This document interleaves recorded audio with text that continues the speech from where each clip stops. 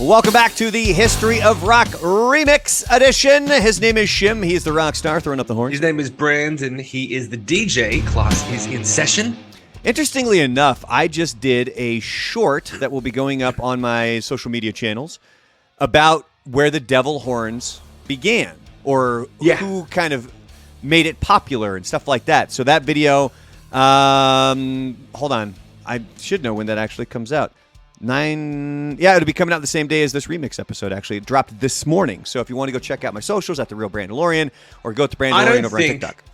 Brandalorian over on TikTok. I'm sorry, I didn't mean to cut that off. I don't think I've ever been more proud of my son than I was this week when he finally figured out how to do them on his own. And he does them for everything. Like, I'm like, hey, man, do you want a peanut butter jelly sandwich? He's like, peanut butter jelly! Nice. And he's just like all about it. So like, yeah, I had to show him a bunch of times. Like he was like, and you got to manually pull the finger and no, this one, no. And then eventually they get it and then they can't stop doing it. Yeah. That's got to be a proud father moment. Like a super. It is a very proud father moment. All right. So coming up in this episode, we're going to get to, a poll that I put up on YouTube. If you go to The Real Brandalorian on YouTube, I'm now posting up a lot of polls, and one of them that I did really kind of took off a little bit because it was, which rock star would you bring back to life if you could? Was it Dimebag Darrell, Kurt Cobain, or or Jimi Hendrix? And man, I don't think polarizing. People didn't necessarily get heated over it. There was just a lot of different angles people were coming from that I wasn't anticipating. So we're going to get into that. We're also going to get into 5 fast questions as well. But the beginning of this episode, we're talking X-Men, the animated series. But before we get to that, I do have to do a quick reminder since we're speaking of the social media channels. All History of Rock content now are on my channels. Shim and I are not double dipping anymore. I was told by some people who are very smart when it comes to this stuff. They said that we're essentially kind of hurting ourselves by putting it up on both channels. So if you've come here because you've noticed Shim isn't uploading them anymore, it's not because he's lazy. It's because we've made the decision that all of the History of Rock content and everything is going to be going through my channels. And then, of course, you can go to Shim's channels. You can get amazing things like his cover of Limp Bizkit's Break Stuff, which was awesome. I love it. There is going to be... I've already got ideas for a video in my head, too, that I'm going to that I got to incorporate that into.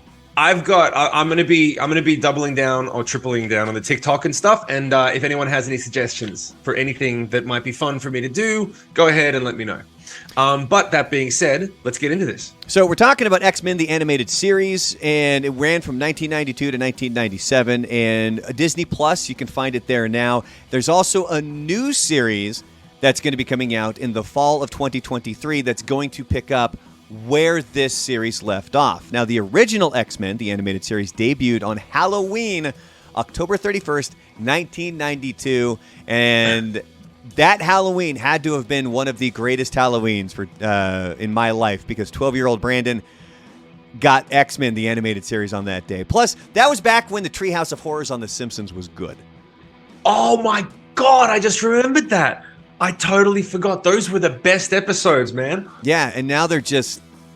I can't... I don't even watch... No one fucking watches The Simpsons anymore. Who watch... Anyway. Yeah. So, there was a pilot that was made for a different X-Men series a few years before. X-Men Pride of the X-Men was originally broadcast in 1989 during the Marvel Action Universe block of programming, which included Dino Riders and RoboCop, along with the reruns of the 1981 Spider-Man cartoon and Spider-Man and His Amazing Friends. Spidey and His Amazing Friends! I can't get that song off my TV. So, were any of these things big down in Australia, whether that's the RoboCop cartoon? I remember, dude, Dino Riders was awesome. We had X-Men. I don't think any of these other ones made it down there. No. But I remember seeing X-Men, but I never got into X-Men. I got into Captain Planet. I know that's so lame compared to X-Men, because X-Men is like OG and has all the really badass characters that actually do things, and all Captain Planet's kids did was just complain about things and then put rings together. I couldn't and he did all watch the Captain work. Planet. I couldn't. Yeah. No. But no, that one made it down there. But was RoboCop violent as a cartoon? No, I mean, it was kind of it was a kid's thing. Although we're going to get into that here with X-Men, because X-Men has always been a bit darker, a bit more, I don't want to say realistic because one of the main characters can bend metal, stuff like that. But With his it's rooted in real life situations that people deal with, and we're actually going to get to that here in a short while for X-Men the Animated Series. But the Pride of the X-Men, this was a pilot. It was a pun on the name of Kitty Pryde. She's the youngest of the X-Men, so the Pride is spelled Pryde, and it was influenced by issues number 129 through 139 of Uncanny X-Men. It was also made with RoboCop's budget. The producers decided, we don't want to do a 13th episode of RoboCop. We're going to make this thing over here. So Marvel Productions decided they were going to go make this one cartoon. And it was a pilot that was a few years before the X-Men series that we now know and love. I wonder if the people at RoboCop even knew. I wonder if they actually, or if they just would have been like, yeah, we're just not giving you the money. It might have been the same people. It might have been the same animating staff. It might have been all the same people where they would have just said, hey, rather than drawing a RoboCop, like take what it looks like for his eyes, and then you're just going to put that on a guy named Cyclops.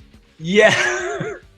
Ultimately, the pilot was not picked up because the general consensus was it was too campy for the subject matter.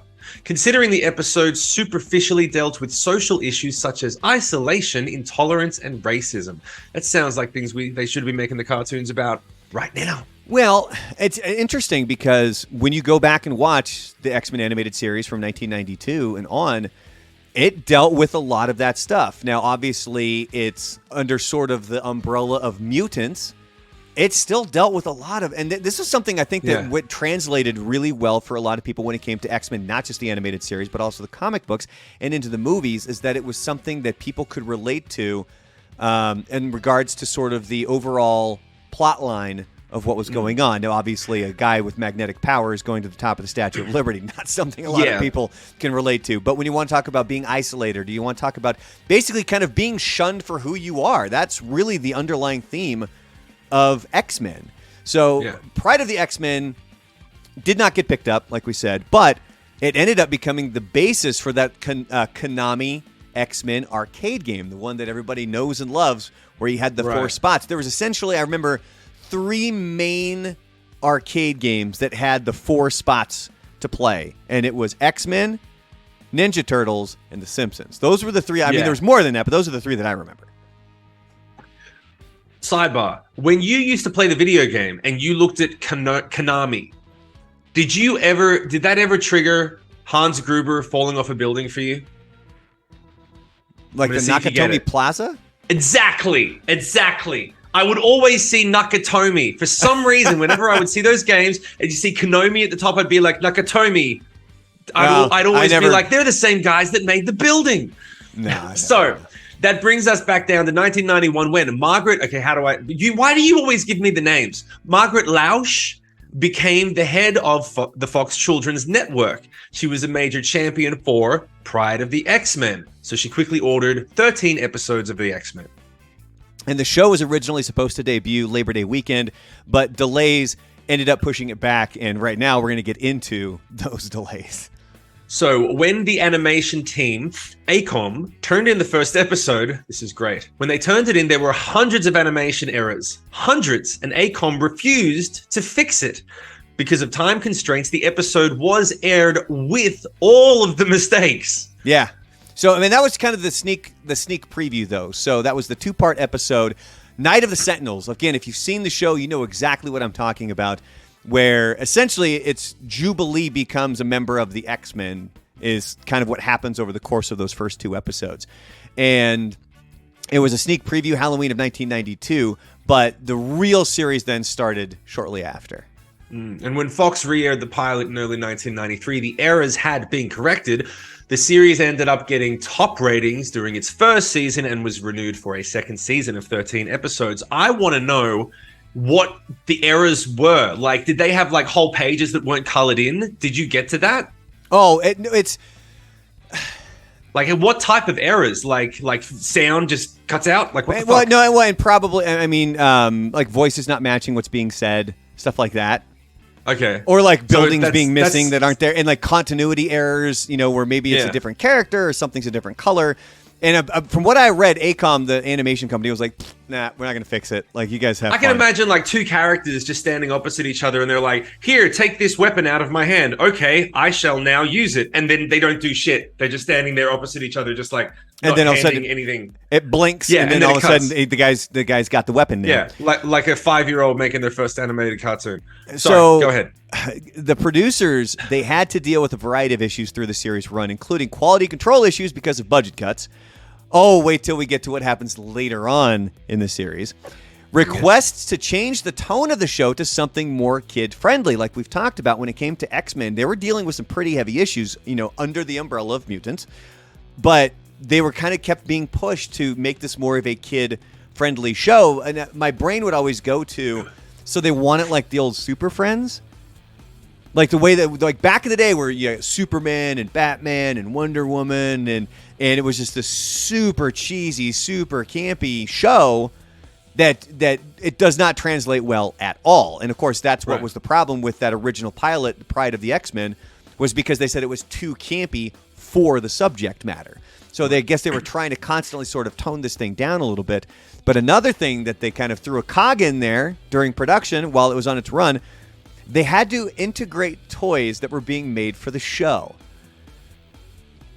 So they would get an idea, and they're like, "Hey, so we're gonna make this toy," and they're like, "So now we got to figure out how we're gonna get that into the series." Okay, so it didn't work the other way around. I always thought it worked the other way around. I think it probably works both, but I do remember. I mean, I was a big He-Man fan and G.I. Joe fan when I was a kid. Those cartoons they were only there to sell the toys. That was it. Yeah. Like, you want to talk about having some animation errors and continuity errors, and the fact they used the same image of He-Man running every single time. It looked the same. It was literally the same thing. The Simpsons called that out later on. Remember when they were like, it was the episode where Bart and Lisa go to the animator studio for Itchy and Scratchy, and they say, sometimes what they do is they will reuse a scene to save money, and as they're walking down the hallway, the same scene, they walk by it like 4 times.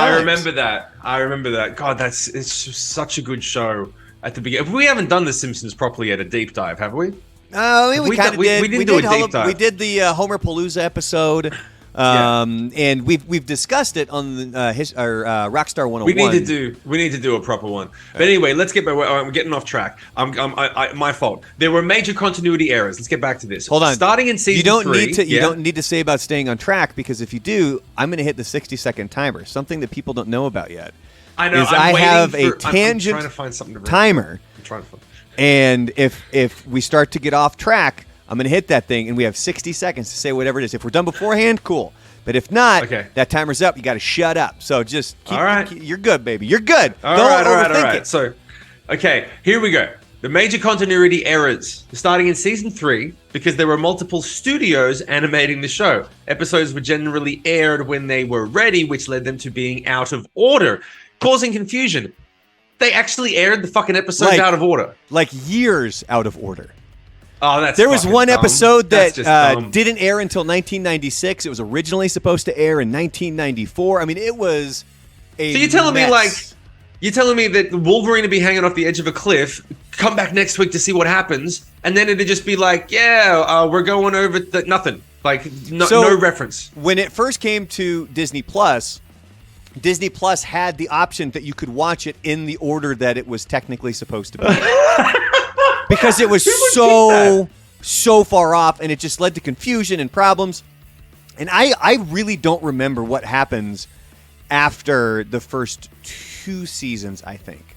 That was kind of prime right in my demo, 12, 13-year-old Brandon. After that, I really don't remember. I've started it on Disney Plus, but I kind of get distracted with other things. So before the new series comes out next year, I'm definitely going to watch it. And there's also technically 2 endings to X-Men the Animated Series. There was an episode called Beyond Good and Evil that was intended to be the finale, with the team disbanding after the final battle. More episodes were ordered, though. And Saban Entertainment, which everybody remembers those old logos, they were behind so much of the cartoons from our childhood. They were funding it because Marvel at that time was filing for bankruptcy. Stop and stew on that one, and how big Marvel is now because of the movies and Disney's taking it over. In that time, they were filing for bankruptcy. Dude, what were they in charge of making back then? Who? Marvel, what were they in charge of making back then? Because obviously they weren't in the movies yet. Like, were they in charge of Well, I mean, obviously it was shows? the comic books, and then they probably had all of their cartoons and stuff like that. And they just, damn. Man, that sounds like when Apple... Okay, start the timer. That sounds like when Apple finally... You know, remember when they fired Steve Jobs? Right? Apple fired Steve Jobs, and they were like, well... So it wasn't until they got Jon Favreau and a couple of people back in and finally were like, yo, let's let the creatives do their fucking job.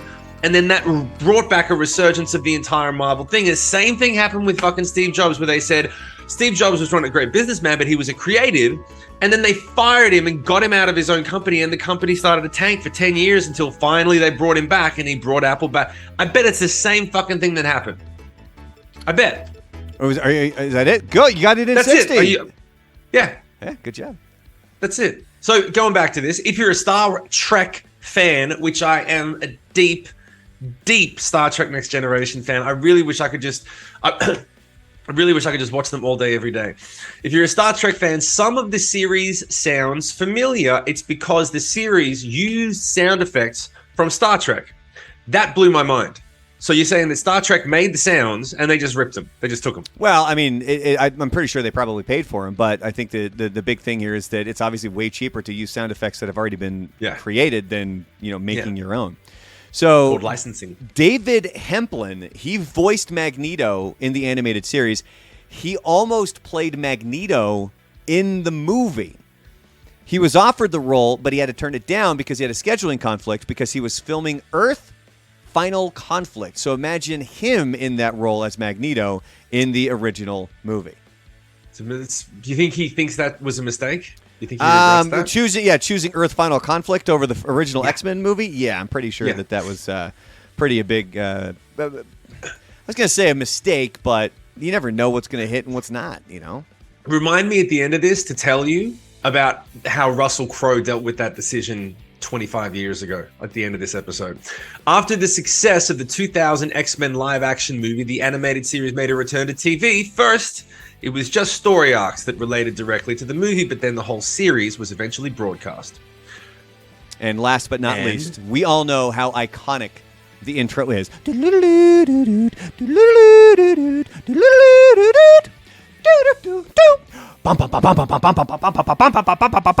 a 60-second timer on this? Should we start the timer on this? Nah, because it's never going to be 60 full seconds. It's like 15. It's amazing. Okay. That is one that's constantly stuck in my brain. But there was a completely different alternative intro for the Japanese version, which blew my mind. I didn't know this until a few years ago, which if you want to find it, you can, on YouTube or something, just Google the Japanese X-Men animated series intro, and it's there. I mean, it's pretty dope. Like, it's not inferior in any way. It's just not what we remember. It's not as iconic because it's not the one that we grew up on. But don't you think, like, if it's not what you remember from your childhood, you automatically think it's inferior? I think a lot of people do that, but it's a really good intro. Like it's really, really good. So it's not like we have to, you're looking at something that you can be like, oh, like it's a budget cut or something like that. Like it's definitely worth checking out. All right. Here we go. All right. Moving on, we're going to get some polls here. It's really just the one poll is the one that I'm going to be talking about here. But if you want to, make sure you're subscribed over to my YouTube channel at The Real Brandalorian. I've been putting up a lot of polls over there. And this is one that just kind of happened to take off. As I'm looking at it right now, it has over 2,500 votes, actually. And the question was, which rock star would you bring back if you could? Jimi Hendrix, Kurt Cobain, or Dimebag Darrell? And we're going to have a bunch of comments that came in. But as we're recording this, the leader is Kurt Cobain at 54%. 54% of people said they would bring back Kurt Cobain. 28% of people said that they would bring back Jimi Hendrix. And 18% of people would bring back Dimebag Darrell. Why do you think that is? Nirvana's got a weird, why that is? Because Nirvana's got a weird resurgence right now. Like you and I have talked about the one video that I did on kind of their VMA performance. It's got well over 1 million views now, and I think there's something with Nirvana right now that is that. And I can't think of what it would be other than maybe Dave Grohl being more in the news with Taylor Hawkins passing away and them sort of doing that concert. Probably. Yeah. I think it's simple. Unfortunately, I think it's really simple. Kurt Cobain wrote songs, and there were songs that were infectious and simple and jingles, and Kurt Cobain, people relate more to songs than to guitar players and singers more than guitar players. Now, Hendrix is literally the greatest guitar player in history, arguably, or top 5. Dimebag Darrell is amazing and up there. But if you're not a metalhead, you don't really care about Dimebag Darrell. I thought it was funny when, like, go ahead, what? It's going to be a poll for this week. I get a list of like 4 or 5 guitar players, and you know who's the best. Like you got Dimebag, you got Jimi Hendrix, Eric Clapton. Yep. You got to put in Jeff Beck. Jeff Beck. Put like Jimmy Page in there. Slash. The last spot, then you get into, it's tough. Usually it's like you get into the real hardcore people, like hardcore guitar players. They'll be like, it's between Hendrix, Eric Clapton, and the one that I just mentioned that I'm blanking on because Jeff I got Beck? 5 You names said in Jeff my Beck, head. right? Jeff Beck. Yeah, Jeff Beck. And Jeff Beck is usually more forgotten by people who just listen to pop music because Jeff Beck hasn't had like a pop hit for forever, like ever. Mm-hmm. But he is like, if you really are a guitar player, most people will say, dude, Jeff Beck owns everyone. He's not as controversial and popular. He just plays his guitar. And we've missed I just Googled it too, just to make sure we didn't really forget anybody. We missed a ton, dude. We just skipped right over Eddie Van Halen. Oh yeah. Yeah, that's true. Yeah, it's very polarizing. We should do it. Oh, you know what we'll do? Cage match. Fucking cage match it down. Have it go over for like a couple of months, and each week it goes down. I'm cool with that. So yeah, that's an idea. That's something we'll have to figure out because that's basically what you're doing. Is I've done this throughout the years with a bunch of different things. Some of it was we would do it with movie monsters during Halloween time, and you do it like during March Madness, where you just have a big bracket.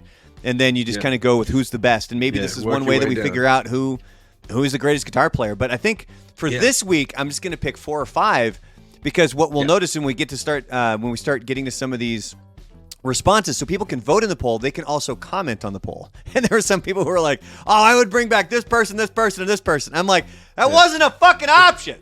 Like you had 3 options and you fucked it up. So what are we doing now? Are we going through some of these comments? Yeah, so here's one we have from Kanku, I'm assuming is how you pronounce that. It says, Dime was a kind soul. He was a friend to all and an inspiration to many. I'd bring him back, but it would be cruel without his brother being around.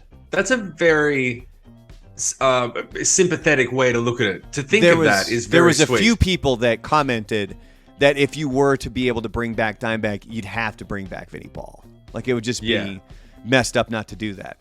Matthew Thompson. That's very sweet. Matthew Thompson says, Jimmy killed himself with drugs. Kurt killed himself with drugs and a gun.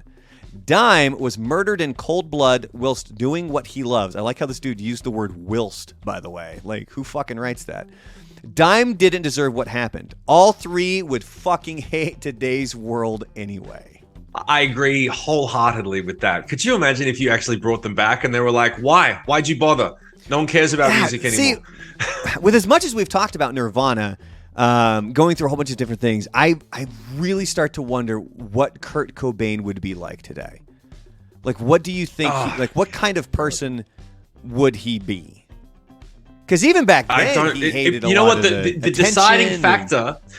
deciding factor about whether or not Kurt Cobain would be happy if he came back now would be completely dictated by whether or not he was still with Courtney. If he was still with Courtney, you better believe he's a miserable fuck who's probably... But if he's not with Courtney, he'd be like, yeah, it's pretty good. You know, I go out with friends, I do things.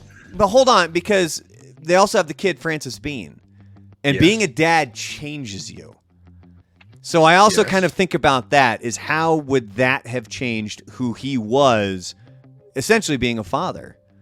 But didn't he shoot himself when he still had the baby? She was a baby. Yeah, you know, the baby was around, but Frances Bean, I don't even think she was a year old yet or 2 years old yet. I mean, she was still a baby. All right, so this next person on YouTube, first name, last name, by the way, is their username, says, okay, so hear me out. Dimebag did absolutely nothing to change or innovate the metal scene. His solos were good, not great, and he would probably be canceled in 2021. While Cobain is an amazing songwriter, his quality of life would be poor. If we bring someone back, it should be for their legacy, not our personal entertainment. Hendrix had a lot more to share with the world, so he should be brought back. I mean, do you want to unpack that? You want to unpack the whole thing? I'm more interested about somebody saying that Dimebag was good, not great. Yeah, that's my point. There's so much to unpack. Dimebag did absolutely nothing to change or innovate the metal scene. Are you fucking kidding? He literally did everything to change and innovate the metal scene. Every fucking metal player played differently after Dimebag. He's the equivalent of the 4 monkeys and then the dude standing up. Yeah. That's Dimebag. Like, to say he did nothing to innovate the metal scene. Why didn't you run the timer? Because that's still a part of what we're talking about. I know, but come on. Okay, Cobain's an amazing songwriter. His quality of life would be poor. You don't know that for sure. And Hendrix did a lot more to share with the world, so we should bring him back. That's straight up. He had a whole lot more. He had a lot more to share. That's not fair at all. Like, Kurt Cobain probably had a lot more to share as well. Again, Kurt Cobain died on a high. How do you know that the record that was following in utero wasn't going to be another masterpiece? Hold on. Easy. These are people's opinions on YouTube. Yeah, these are my opinions. Why did you show them to me? You know what I'm fucking like. All right, Malachi Coriel says Cobain could do so much more. The other two already did their career. Fucking Hendrix is in the 27 club, dude. He was young. What are you talking about? Yeah. Well, so is Cobain. But he's saying he's saying Jimi Hendrix already had his career. No, he didn't. He still had a whole lot left to go. So. Travis Lone Bear says Dimebag is a monster on a 6-string and Jimmy is the GOAT, but would pick Randy Rhoads. Who was not in the equation. Judgy the Pirate says, people really think the edgy emo guy is better than Hendrix and Dimebag? I hate my generation. So obviously he's referencing Kurt Cobain, but now this next one is a direct response to that. Barry Bliss says, emo, in quotes, yeah, because grunge is so similar to emo. I hate my generation too, because all you do is act like grunge and all types of alt just equals emo. Which is absolutely not the case. And so what if he was? He was a spectacular vocalist, unique, kind, and funny person. He just had a messed up life, but he didn't let that get in the way of his music. I love how passionate people are becoming about this. And thank you for Barry Bliss. If you're watching, which I'm sure you are, thank you very much for that concise and thought-out answer. Even with the emoji, too, of the eye roll. Yeah. Don't get me wrong. I don't agree with 100% of what anyone said, but that's why we discuss it. Yeah. The difference is we get a microphone and you guys have your keyboard. That's why we wanted to read them out so that you have a voice. And if you would like here on YouTube, obviously if you're over on Spotify, Apple, or Google, come on over to the YouTube channel and comment below if you want to respond to any of these people. And you can also subscribe, and you can also give your answers to 5 fast questions, which we're going to barrel into now. Are you ready? Are you prepared? You good to go? I'm not ready, but I'm never ready. You know me. That's what makes half of this. Okay. So say. Are you shim ready? Yeah, I'm always shim ready. Right. I'm rolling out of bed all day, every day. Let's do it. All right, it is number 5 fast questions. Shim, you got the questions. I got the answers. Fire away, sir. Number 1, which is the better phone, Android or Apple? Android. What is number 2? What is something most people just don't want to hear? Human beings are not created equal. Number 3, what thoughts do you have at 3 a.m.? Did I lock up downstairs? Every door? Every window? Is it locked up? Number 4, what song is stuck in your head right now? Your cover of Limp Bizkit's Break Stuff. Number 5, what is the biggest red flag about you, good sir? Look at this face. This is not the face of someone who's happy all the time. That's a red flag. And that is 5 fast questions. Getting deep. Getting balls deep on a couple of these questions. All right, let's get through some of these here real quick. So, we start with number 5 usually because it's the last one. I'm sure that there's a ton of red flags about me. But it's something that I've had to deal with pretty much my entire adult life, especially since I've had facial hair, especially a beard, is I look pissed off all the time. And there's a reason. Well, you said you've got permanent. Your exact words were you've got permanent resting bitch face, correct? Oh, absolutely, 100%. Yeah, there you go.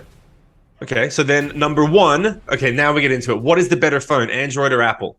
I've had both, and I've had problems with every Apple, every iPhone I've had. Right. Okay. Like when you're like the biggest thing that I have an issue with when it comes to Apple, and this is with every single iPhone I have had, was when that contract time would be up, like the 2-year mark. Yeah. All of a sudden they start doing those updates, which they fucking admitted to. They fucking admitted that they crank it up so the battery dies super fast. Timer. No, because this is the topic we're on.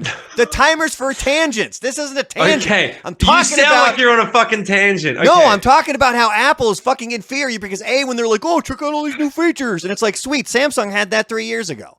Okay, let me ask you a question related to this. Yeah. How important do you consider it to be that more people are on an iPhone than an Android and that they don't communicate perfectly on a bunch of stuff? Like if you try to text someone, you try to do FaceTime audio, you try to do a FaceTime call, you can't do it if the person's got Samsung. And then certain apps like Google Drive works like seamlessly with that sort of stuff. And then SoundCloud, or not SoundCloud, the other ones, you don't give a shit. Zero. That's how much that matters to me. I want a phone that fucking works. I've had so many other phones that are just amazing. They work through and through. It's at the 2-year mark. The battery still lasts. I mean, I remember when I first moved to El Paso, this would have been 2015. I had an iPhone. I used to have to keep the light on the screen. I used to dim that thing all the fucking way down because the battery would die in an hour and a half. Yeah. Apple. All right, let's move. What is something most people just don't want to hear? Human beings are not created equal. We're not. Everybody's fucking different. And I think that unfortunately we've kind of gotten into this mindset of where, because we were kind of raised on the everybody's created equal. All men are created equal, like was the big phrase and stuff like that. And unfortunately, I think that we bank on that too much, or we believe that too much, when in reality it's everybody's different, and that's what we need to be embracing. We don't need to consider everybody doesn't need to be equal. Now, do we need the same rights? Should we be treated nicely? Fuck yeah. But is everybody equal? Yeah. I think the caveat I would add to that is you're not special. That's what I think people need to hear. You're not special. Yeah. People mistake unique with special. They're like, I'm unique. Yeah, you are. That goes hand in hand with not everyone is created equal. You're unique. You're built differently genetically and everything from the ground up. But you're not fucking special. This idea of being unique could mean you're just a dickhead too. I mean, because that's also a possibility as well. There's people out there who are just dickheads. Yeah, and most dickheads think they're special. Well, they think but again, I think where a lot of this comes from is that back in the day, obviously, when you want to talk about racism and sexism and things like that, is that we realized, oh shit, like this scale is not even close to being even. But we're getting to the point now where I think we need to take a step back and realize, no, not everybody is equal, and that's a good thing. That should be celebrated. We should celebrate our differences, but that doesn't mean we get to be assholes to each other. Like that's kind of, I think, the underlying thing there. Oh yeah. Yeah. What thoughts do you have at 3 a.m.? Fuck. Other than I'm a piece of shit and nothing's working and I don't know how I even made it this far and I'm those are my thoughts at midnight when I'm trying to fall asleep. When I wake up, I'm wondering if, especially after, like, my wife and I were watching the Jeffrey Dahmer, we watched the first episode of the Netflix series. And so, of course, I triple checked every fucking window and door. Although he wasn't a guy that would, come creep into your house, but still, it's like, fuck that noise, man. So yeah, it's at that moment, because the second that thought pops into my head, I got to go check. I'll try and then I will try and try to not let it get to me. And I'm like, dude, you double and triple check things more than anybody on the fucking planet. You have songs for when you fucking check the fucking deadlock. This is locked now. Locked. Wow, that's some OCD. I didn't know you had songs. Yeah. Like it's bad, dude. Like it's deadbolt, locked. Like it always reminds me too of I think it's Always Sunny in Philadelphia, how Charlie learned from his mom. You touch everything in threes, like 1, 2, Right. 3, closed. 1, 2, 3. That Oh my God. here's how bad it was at one point. When I would leave the house, when I was working on the morning show, I was always concerned I left the garage door open because I don't want to leave the garage door open because my wife and kid are home, and it's not like I live in a shitty neighborhood. Nobody's going to fucking come in, but that's always a concern. Yeah. So what I would do is, as I'm looking at the garage door, I would pinch my leg hard, like hard. So then when I got 3 blocks down and I'm like, did I close the garage door? I would feel that pain in my leg, and that would be my reminder, yes, you did. Oh my God. That's dude, a massive insight, dude. Yeah, this fucking deep dive in here, buddy. That is a deep dive. That's... Wow.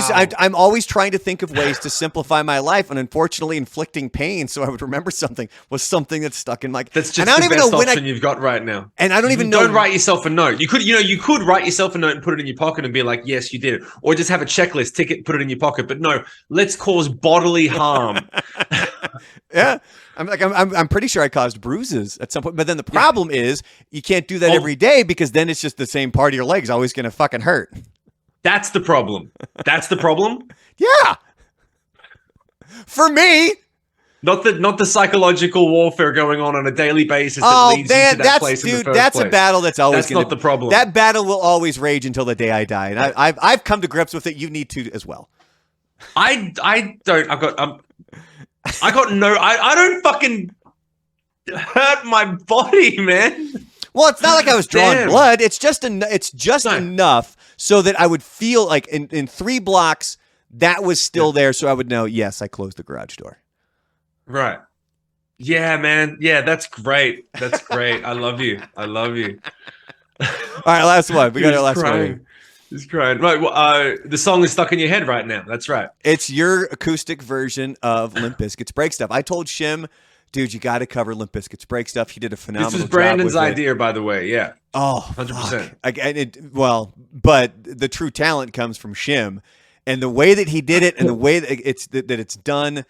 I have an idea for a video that I want to do with it. So if you guys can film something, and whether that's on TikTok or YouTube or Instagram, and use the song as your background, like let's say you're having like a frustrating kind of a morning, or it's just been one of those days where you don't want to wake up, everybody sucks. If you go to @ShimMore on TikTok, you'll find it. Go ahead and use the audio. If you guys want to make your own little version of anything that you deal with during the day that just drives you fucking nuts, where you're like, nah, keep it together, don't lose your shit over this, you go ahead and make a video using that audio and share it with your friends. That's what it's for. It's for you guys. And do a lip sync to it too. Maybe if that's kind of what you guys want to do on that one. So as you can tell, we have the wrap-up music now. I'm incorporating a lot of different things here. It was blowing Shim's mind earlier.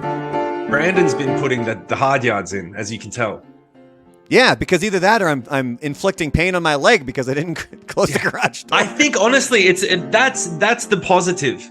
To be like, yo, like I do the same thing where like if I can't find someone to complain about my shit to, which is most of the time now because I'm a little bit older, you got to write a song. So you got to put it into something positive. You got to put it into something. So putting it into work, nothing wrong with that. Well, that's better than inflicting pain. This is our work, even if we don't get paid for it. Hopefully one day we will be. We will. But on that note, just a reminder, check us out on the socials, @TheRealBrandalorian for me on YouTube and over on Instagram. Goat the Brandalorian over on TikTok. Like Shim said, it's Shim Moore on TikTok. It's Shimon Moore over on YouTube. And then your Instagram is just Shim, but look for that little blue check mark right there. Look for those blue check marks for Shim. And then, of course, we're dropping all these episodes. We get these, the remixes done here on Wednesdays. And then coming up next week, we're going to wrap up Ozfest. I think we might wrap it up. It might take 2 more episodes. I'm not quite sure. And then after that, we're going to be doing a dive into Korn as well. So on that note, his name is Shim. He is the rock star. His name is Brandon. He is the DJ. Class is dismissed. There's still a few seconds left. Oh, yeah, hold on. It's about to wrap up. Are you ready for this? Start dancing to it. Here it is. Here it is. Yeah, that's big finish. Big finish. Did